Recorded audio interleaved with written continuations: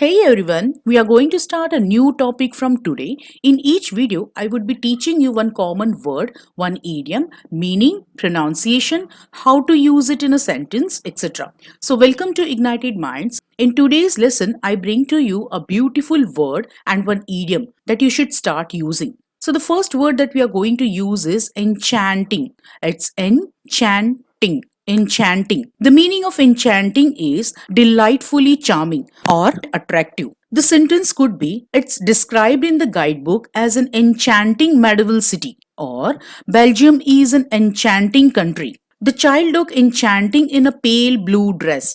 Another sentence could be what an enchanting little girl. What a charming little girl. What an attractive little girl. The main attraction of Kashmir resides in its enchanting scenery. Now, the idiom that we are going to understand is raining cats and dogs, which means raining very heavily.